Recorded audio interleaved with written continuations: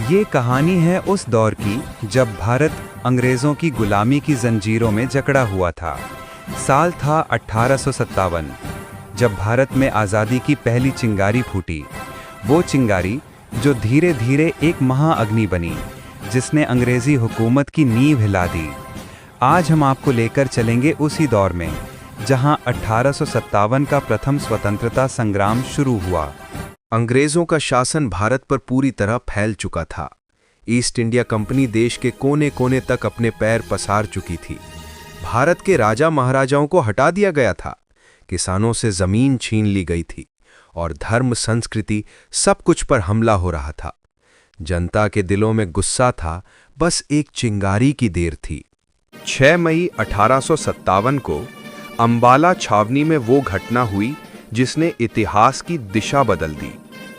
British सेना ने नई एनफील्ड राइफल जारी की, जिसकी कारतूस में गाय और सूअर की चर्बी लगी बताई गई।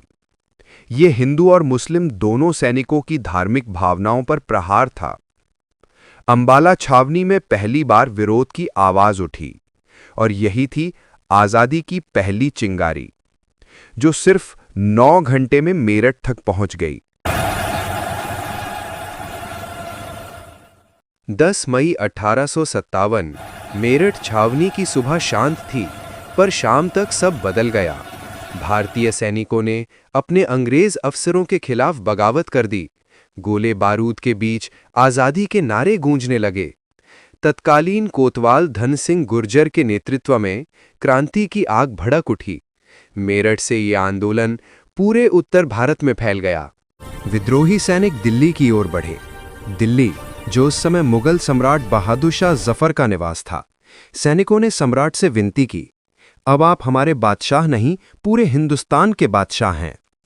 बहादुर शाह जफर ने आंदोलन का नेतृत्व स्वीकार किया और यहीं से 1857 की क्रांति ने पूरे भारत को जगा दिया। विद्रोह की लहर अब रुकने वाली नहीं थी। झांसी में रानी लक्ष्मीबाई, कानपुर में नाना साहिब, लखनऊ में बेगम हजरत महल और बरेली में खान बहादुर खान ने विद्रोह का बिगुल फूंक दिया। हर कोने से एक ही आवाज गूंज रही थी, अंग्रेजों भारत छोड़ो। भारत जल उठा था आजादी की ज्वाला से।